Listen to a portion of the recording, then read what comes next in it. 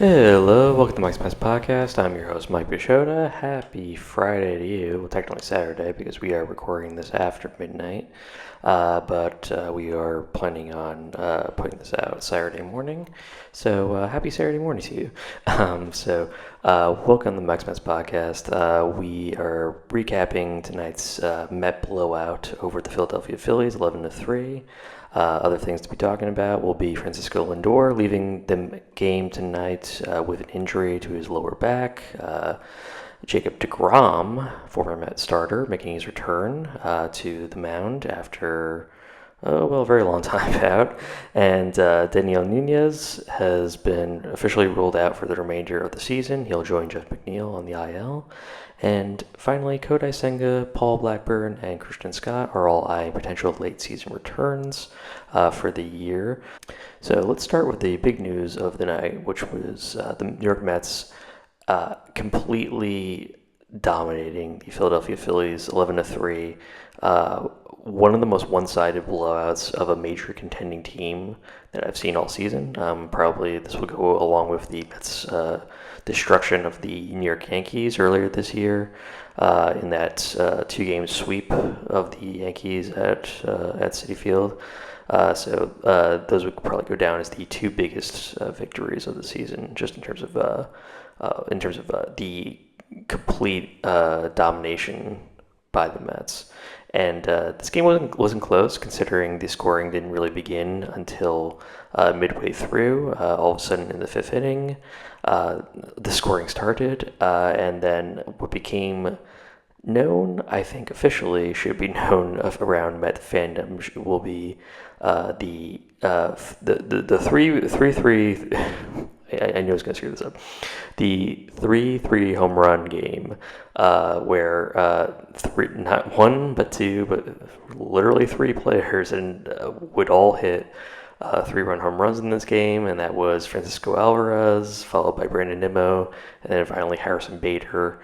Alvarez and Nimmo's 3-run home runs coming, not back to back, but of course, would follow each other in the top of the fifth inning, and then Bader's coming in the top of the eighth.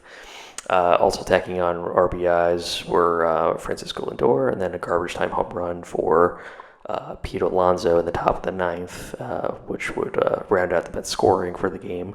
The Phillies, speaking of garbage time, would grab 3 runs at the bottom of the ninth, facing the back end of the Mets bullpen with really nothing to go. And then the game, they just put in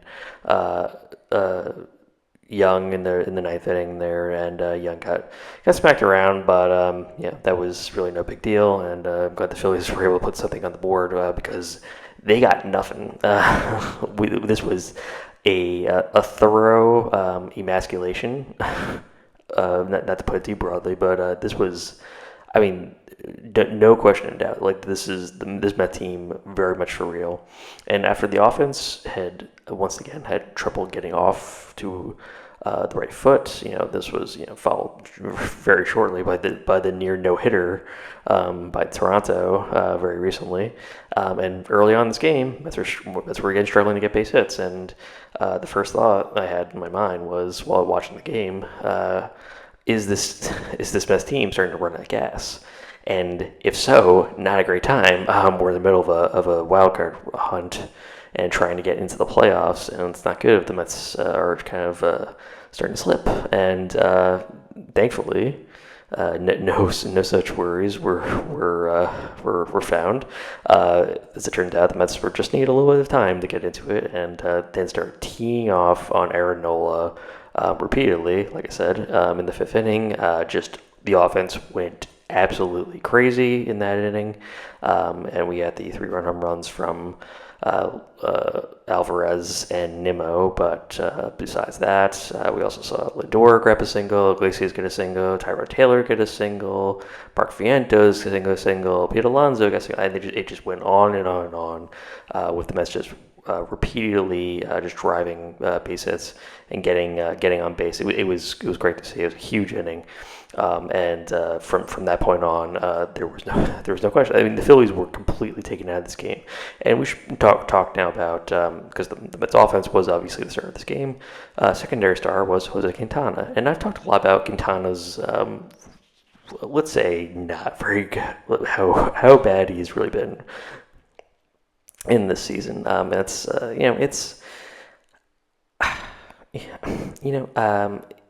It was great to see. I loved it. I mean, he looked really sharp on the mound. I know the Phillies traditionally have difficulty hitting left-handed pitching, but this was just a thorough beatdown by Quintana. Who doesn't have electric stuff. Quintana's more about hitting his spots, making sure that when they get in contact off him, that it's for ground balls and easy fly balls. And Quintana's stuff was working, his off-speed stuff was working, and on those nights he can look really sharp, and he was. So 7 shutout innings, only allowed 3 base hits. Terrific job. No walks, even better for Quintana. His accuracy on the mound is always a major thing. So when he is sharp like that, not putting better runners on base, he's almost always guaranteed to have a great game. But this was a very, very pleasant change of pace where I'm sure going into this game, a lot of people thought Nola was going to be the more heavily favored pitcher in this matchup, just because of Quintana's middling success for the most part this season, whereas Nola had I think close to a 1-run lower ERA. Not so much anymore. Nola got absolutely rocked in this game and allowed 6 earned runs, and now his ERA is up to 3.67. Whereas Quintana has now lowered his ERA to a very nice 3.91, and that looks passable. I mean, if the Mets can get into the playoffs, he could potentially play a role. Although I would expect right now the starting rotation is going to be some combination of Sean Manaea, David Peterson, and Luis Severino as your top 3 starters. And I'm sure the Mets, hopefully, knock on wood, able to get through a wild card round. Let's not just pick the playoffs, but get through a wild card round. Maybe we'll see some Quintana in the playoffs, which would be nice to see. But other than that, we don't really have a lot to talk about. This was, as I said, a complete blowout. But we should probably mention now that Francisco Lindor did have to come out of the game. What was described as lower back soreness. As a Met fan, lower back soreness, not really something you want to see, just because of the New York Mets fans' long history with David Wright and how he got hurt. It was a lot of lower back problems from that point on for Wright. And if you're an Angels fan, you're watching Mike Trout go through that himself. So we're wishing all the best for Francisco Lindor. Apparently, they're saying this is not a very serious thing. Carlos Mendoza had come out and said this was a day-to-day injury. He fully expects him to be back tomorrow on Saturday or today, and is expecting him to play take BP, and they'll kind of monitor his situation. But if he's still feeling a little tender, I'm going to expect that they're going to play the cautious side, and even though this is a big series, and maybe keep him on the bench just for today, and see if maybe they can work him back into the lineup at a later date. But with Lindor, because he is so damn important to that lineup, it is a problem, particularly because the Mets are unfortunately dealing with a lot of injuries. And we'll segue right over to this. We also found out that today that Daniel Nunez, who was electric in the bullpen for the Mets, was one of their best relievers as a rookie. I've talked about Nunez before and how good he was. They have announced that he will be out for the remainder of the year. This is a flexor issue with his elbow or something involving his pitching arm. So he cannot pitch essentially for the remainder of the season. So he's done. He joins Jeff McNeil after the remainder of the year. McNeil's injury now coming it's a little bit more problematic now for the Mets if they have to deal with any kind of extended Lindor time off, which they're not saying, but there is a potential that that may blossom into an ongoing lingering issue with Lindor. Hopefully not, but you never know. So it would probably help to have McNeil out there just because McNeil had been so effective in the second half of the season. He'd been one of the best pair hitters and had come through in a lot of bigger situations after what was a disastrous first half. McNeil probably would have been helping this team, but with him out for the remainder of the year, the bench is getting a little tight, and we're seeing some guys out there. You're just like, wow, I can't believe they're going with a lineup like this where they're going to be starting Alvarez at second base, and then you have Iglesias at second, started then moving him over to shortstop, and it's just like, wow, it's a crazy time in that middle infield. But they're just kind of hoping to get by. It's a good sign that we're seeing some guys start to heat up, where we have the bats of Francisco Alvarez, and Alvarez came through with an enormous shot in the Blue Jays game, in the no-hitter game, where he came through and crushed that home run in the ninth inning. So that was a big moment for Alvarez, and then coming through and with a 3-run home run this game.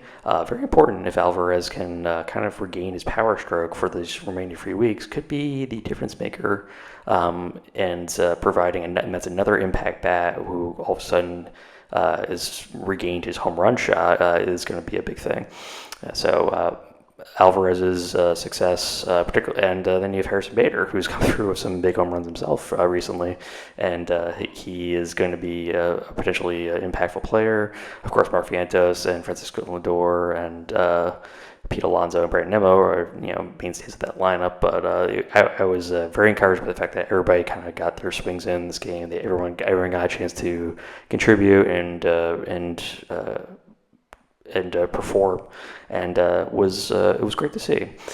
We just also found out, literally right now, that the Mets, because I just got the alert on my phone, the Mets are going to be calling up Luis Angel Acuna in order to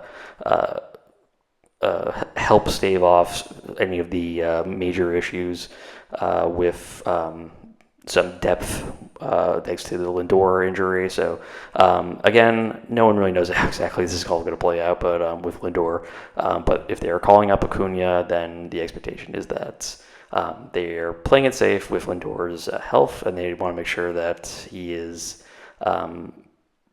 at least, if they don't have him around, then they may have at least a bat who can maybe do something. Even with, I think Acuna struggles in the minor leagues this season. He is a dynamic player, a guy who can steal bases and do a lot of different things. So we'll see how that all plays out. But we just found out literally now that Acuna is going to be coming up. So exciting news.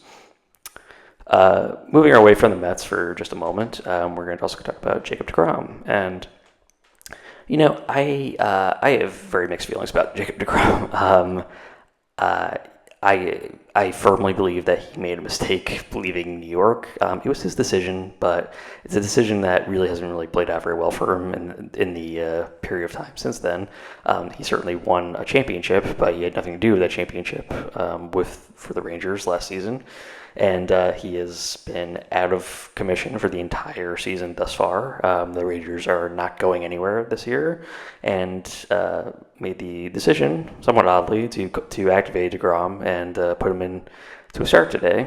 And deGrom pitched great, which was good to see. There was some rust with deGrom that was to be expected, but he went 3 2/3, only allowing 4 hits. He struck out 4, no walks. It was a typical great deGrom start. And like I said, I have mixed feelings about deGrom, which is just that I am the guy who is just like, I can't believe you left us. And it's just I did feel sort of like we got, like, everybody, all the Met fans kind of got their backs turned on them, and that deGrom hightailed it out of New York as soon as he had a chance to do it, and it was a little insulting. It was a little wow, I thought we had something special, but I guess not. And so whenever deGrom is doing something nice, I feel like it's appropriate to make a note of it that like, oh yeah, deGrom did that, great, I'm glad for him. At the same time, if he's having bad things happen to him, such as injuries, I'm equally happy that it's not happening while he's a member of the New York Mets. So it's debatable how effective this was, how impactful deGrom's signing with the Rangers really has been. In one avenue, it's the Mets lost one of their all-time great pitchers, but another one they lost a guy who has a major injury risk and one who has not really fulfilled his contractual demands that the Rangers put in when they signed him to such a large contract. So it's really a mixed bag in terms of that. But I was happy to see deGrom had a nice start, and considering that these don't really make any sort of major impacts in any kind of future postseason implications for the Rangers. I'll gladly say good for deGrom, good for you. But let's not hope for too many good things for deGrom and the Rangers. And then just cycling back over to the Mets, we learned from Carlos Mendoza that Kodai Senga, Paul Blackburn, and Christian Scott, these are three starting pitchers in the Mets. They're all eyeing potential late season returns. Mendoza was a little vague in terms of what their actual time frames are. He would say that Senga was going to be in taking bullpen sessions against live batting soon, and that was a good sign of him potentially making his return soon. But given how late we are in the season, he can't really make any kind of like minor league starts at this point. So it's a little tricky with Senga making any kind of bullpen moves. So there's the chance that Senga may come out the bullpen if he is indeed healthy enough to pitch late in the year, and if so, then he's a potential weapon for the Mets out of the bullpen. Just with how effective Senga can be when he's healthy. And then you have Blackburn and Scott, two starting pitchers who may fill spots in the starting rotation, but more likely are going to be guys that they're going to be looking at in terms of a long relief role, maybe as an emergency starter if they need one. But just things to look at as Blackburn and Scott are also looking at late season returns. Mendoza said Blackburn not really going to be ready for the next 7-10 days, so that kind of puts it a return ETA at somewhere at the end of September, maybe early October, depending on whether or not they put him on the playoff roster or not. So we will see. But great news for the Mets, just in terms of the blowout win. We're happy to see that. We will continue to monitor the Francisco Lindor injury. That will be obviously a major point of contention, just given how important the Mets that Lindor has been to the Mets, and how important he is just in terms of their full playoff run over the next few weeks. So important to continue monitoring Lindor. They are still saying that he's going to be day-to-day with the sore back. How sore and how major it is an issue still remains to be seen. I'm going to argue on the point of optimism and say that he is, because of Mendoza's pretty casual sort of saying about what Lindor kind of was experiencing, I'm going to say that this was not really a major issue and that they were just going on the side of caution, that they were just going to take him out early in the middle of a blowout. There's really no point in putting him in there and potentially hurting himself even more. So just take him out and then see how he's feeling the next day. And we're just going to hope that this isn't anything major. I will say it's not, but let's get all kind of cross our fingers while we're waiting for the news to come in. But hope everyone has a wonderful night and enjoyed the Mets victory. And we're going to see if the Mets can continue to pull forward over the remainder of this series against the Phillies. This was a great first game for them. It was a statement game. Tomorrow or today, depending on when you're listening to the episode, is going to be Severino against Allard in Game 2. And that's going to be another exciting game to see. Severino trying to get the Mets through the series. And then David Peterson versus Sanchez in the third and final game. That will be They moved Peterson up in the rotation schedule in order to pitch the third game. So that's they would have Peterson available for the most important game rather than having him pitch against the Nationals. So exciting things to see, exciting things to watch. Everyone should be tuning in for this Phillies series as they are going to try and work their way even further into the wild card race and get themselves a little bit more distance between them and the Braves. So continue to tune in and continue to root for this team and continue to hold your breath while we wait for Francisco Lindor to come back with a full clean bill of health very soon. So hope everyone has a wonderful weekend. Let's go Mets. Thank you for listening to Mike's Mets podcast. Please be sure to follow us on Spotify and subscribe to our YouTube channel as well. Finally, please also follow the podcast Twitter, which is Mike's Mets Pod, all one word. Appreciate your time and have a wonderful rest of your day or evening. Let's go Mets.